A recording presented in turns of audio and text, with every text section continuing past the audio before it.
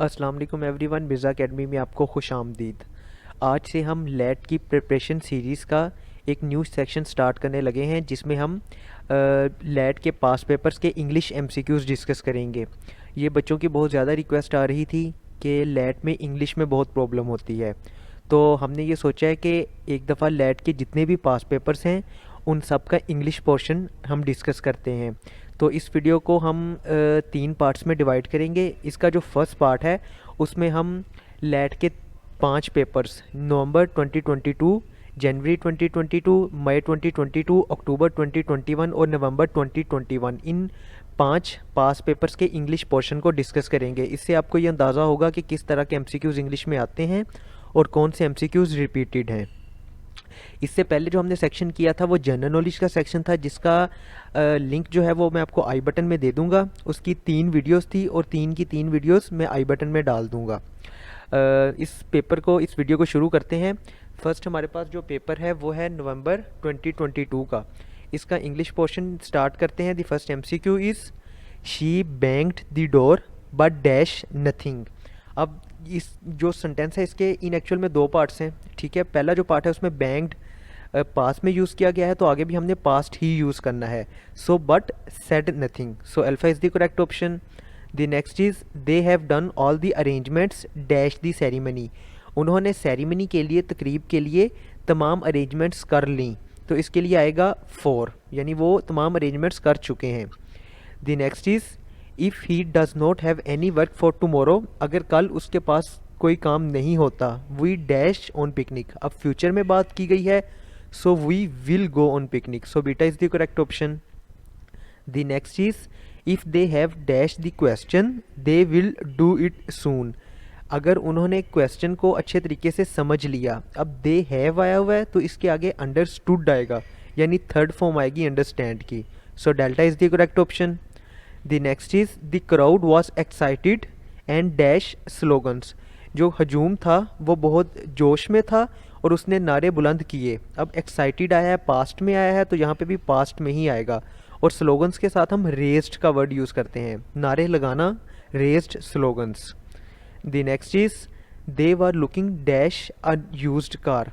वो एक पुरानी कार के, एक ऐसी कार जो कि यूज्ड हुई हुई थी, उसकी तलाश में थे। सो इसके लिए वर्ड यूज़ होता है लुकिंग फॉर। लुकिंग फॉर का मतलब होता है किसी चीज़ को तलाश करना। The next is this computer dash brought a long time ago. अब ब्रोट आया हुआ है तो यहाँ पे इज़ और आर तो नहीं आ सकता, वाज या वर ही आएगा। अब वाज और वर में से भी वर नहीं आ सकता क्योंकि ये सिंगुलर है, तो वाज आएगा। This computer was brought a long time ago. The next is choose the word that is similar in meaning. आगे जो पोर्शन है वो सिनोनिम्स का है। फर्स्ट हमारे पास है डिलीवर। डिलीवर का मतलब होता है कोई चीज़ देना, कोई चीज़ पहुंचाना, किसी चीज़ को परफॉर्म करना। जैसे हम कहते हैं कि उसने ये काम डिलीवर कर दिया है, या उसे ये टास्क दिया गया था, उसने ये डिलीवर कर दिया है। So Charlie perform is the correct option. अगर इसके कुछ और सिनोनिम्स देखें तो ब्रिंग आ सकता है, हैंड ओवर आ सकता है और परफॉर्म आ सकता है। नेक्स्ट है शैबी। शैबी का मतलब होता है छोटा, खस्ता हाल, पुराना, किसी चीज़ को कम समझना, ठीक है, निचले दर्जे का समझना। So inferior, Charlie is the correct option. The next is courteous. Courteous का मतलब होता है शाइस्ता, नरम मिजाज, polite. So alpha is the correct option. The next and the last one for this paper is soothe. Soothe का मतलब होता है किसी चीज़ को कम करना, किसी चीज़ को सुकून देना, किसी दर्द को कम करना। So relief, Charlie is the correct option. Next हमारे पास जो पेपर है वो है लेट का पेपर, जो मई 2022 में हुआ था। So if you talk bluntly it means you are talking. Bluntly का मतलब होता है हाश लहजे में बोलना, ठीक है, बदतमीज़ी वाले लहजे में बोलना, मुंह फाड़ के बोलना। सो hardly is the correct option. Hardly का मतलब यहाँ पे बनेगा harshly. The next is a splash is the sound of dash. Splash किस साउंड को कहते हैं? अगर हम किसी चीज़ को पानी में फेंकते हैं तो जो आवाज़ आती है उसे स्प्लैश बोलते हैं। ओके, सो इसमें आएगा समथिंग फॉलिंग इन वाटर। अगर हम पानी में कोई पत्थर फेंकते हैं तो उस आवाज़ को, वो जो आवाज़ आएगी उसे स्प्लैश कहेंगे। The next is if something perishes it stop dash. Perish का मतलब होता है ख़त्म हो जाना, तबाह हो जाना। कोई इंसान ज़िंदा है, उसकी वफ़ात होगी, सो उसके लिए वर्ड यूज़ होगा perish. So it stop existing, कि अब वो एग्जिस्ट नहीं करता।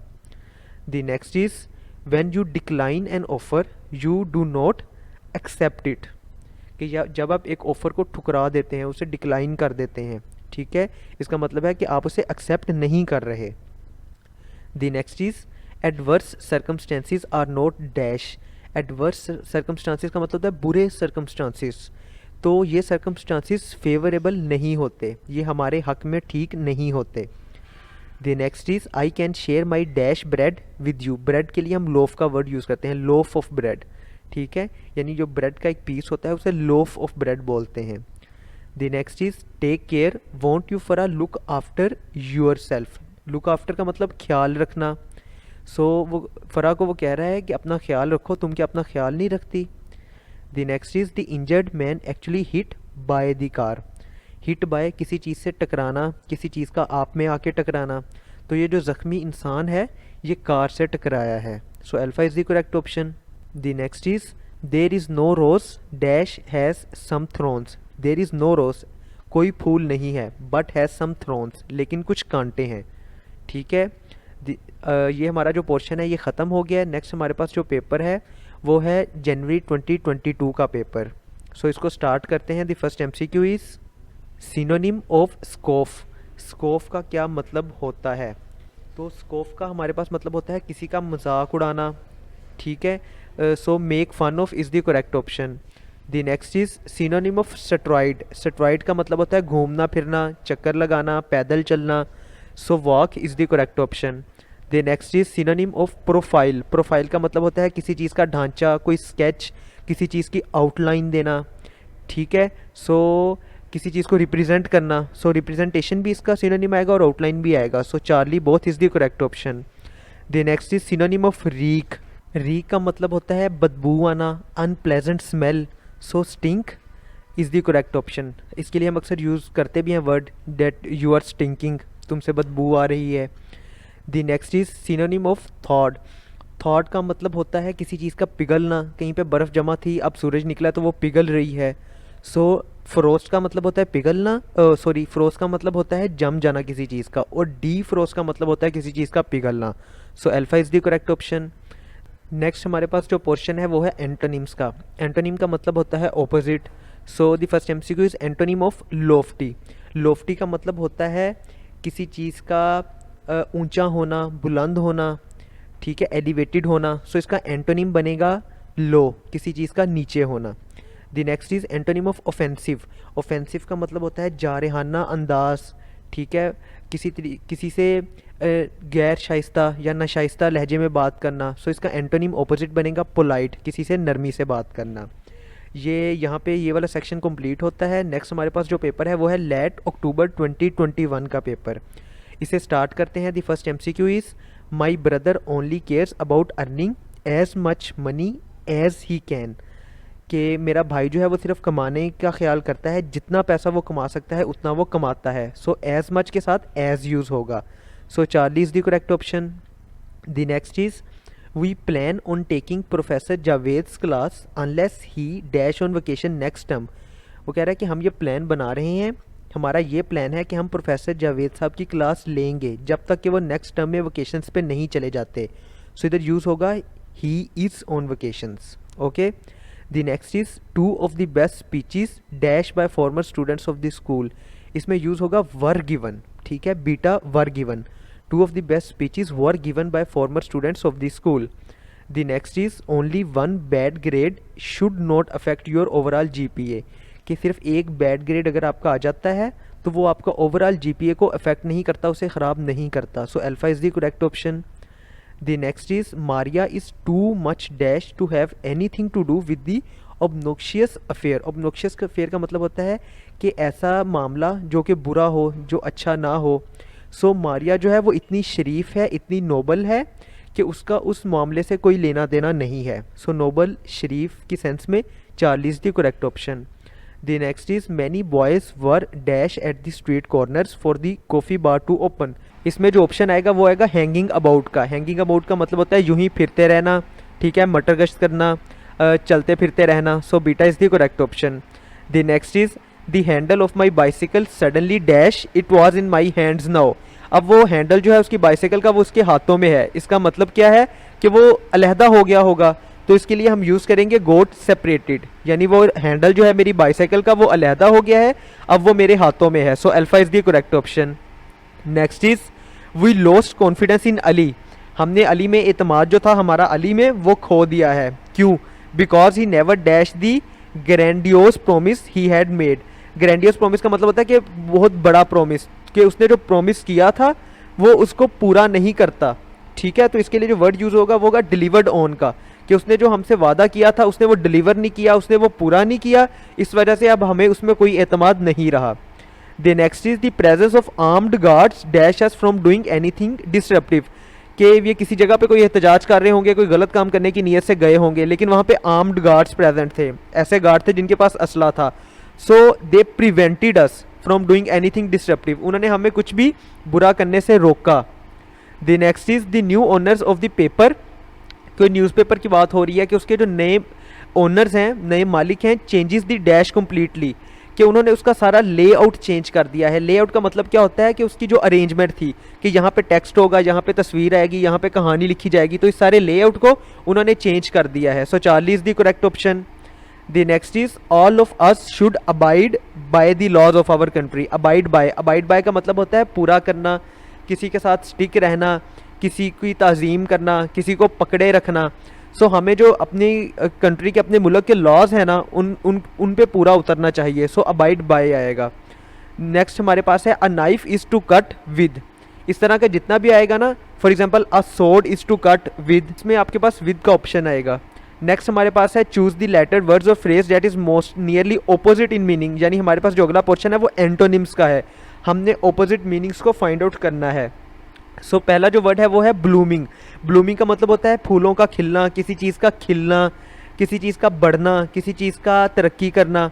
सो इसका जो ऑपोजिट आएगा, एंटोनिम आएगा, वो आएगा फेडिंग। फेडिंग का मतलब क्या होगा? फीका पड़ जाना, मुरझा जाना। Okay, the next is calibre. Calibre का मतलब होता है किसी की एबिलिटी, ठीक है, कि उसमें कितनी एबिलिटी है किसी काम को करने की, इसलिए हम यूज़ भी करते हैं कि यार तुम्हें तो बड़ा कैलिबर है। ठीक है, तो इसका ऑपोजिट बनेगा इन एबिलिटी, कि उसमें वो एबिलिटी नहीं है। The next is insolvent. Insolvent का मतलब होता है दिवालिया हो जाना, पैसे ना होना, खसारा हो जाना, नुकसान हो जाना। ठीक है, तो इसका जो ऑपोजिट आएगा वो आएगा वेल्दी। वेल्दी का मतलब होता है बहुत ज़्यादा पैसे होना, प्रोस्पर होना। The next is habitual. Habitual का मतलब होता है किसी चीज़ की आदत होना, रेगुलरली किसी चीज़ को करना। ठीक है, तो इसका जो ऑपोजिट बनेगा वो बनेगा इर्रेगुलर, यानी किसी चीज़ को रेगुलरली ना करना, वक्फे वक्फे से करना, कभी कभार करना। ओके, नेक्स्ट हमारे पास जो है वो सिमिलर मीनिंग्स यानी सिनोनिम्स का पोर्शन है। इसमें हमने वो वर्ड्स फाइंड आउट करने हैं जो मीनिंग्स में सिमिलर होंगे। सबसे पहला है इलस्ट्रेट। इलस्ट्रेट का मतलब होता है किसी चीज़ को प्रेजेंट करना, किसी चीज़ को शो करना, किसी चीज़ को दिखाना। तो इसमें जो वर्ड आएगा वो आएगा एग्जाम्पलीफाई, यानी एग्जाम्पल देके किसी चीज़ को समझाना। So Charlie is the correct option. The next is stare. Stare का मतलब होता है किसी को घूरना, किसी को देखना। सो देखने के लिए जो वर्ड यूज़ होता है वो होता है ग्लांस का। ग्लांस का मतलब ये होता है किसी पे नज़र डालना। नेक्स्ट हमारे पास जो एमसीक्यू है वो है फैब्रिकेट। फैब्रिकेट का मतलब होता है किसी चीज़ को ख़राब करना।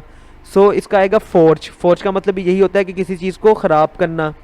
सो ये हमारा पेपर जो है वो पूरा हो गया है। नेक्स्ट हमारे पास जो पेपर है वो लैट का है जो नवंबर 2021 में हुआ था। इसका इंग्लिश का पोर्शन देखते हैं। The first MCQ is Nahid picked up the packet, unlock the door and dash into the apartment. अच्छा, ये जो लाइन है ना, या हमने एक चैप्टर पढ़ा था इंग्लिश का बटन बटन, तो उसकी किसी लाइन जैसी लग रही है। ठीक है, he picked up the packet past use हुआ है, unlocked the door past use हुआ है, तो इधर भी पास्ट ही यूज़ होगा।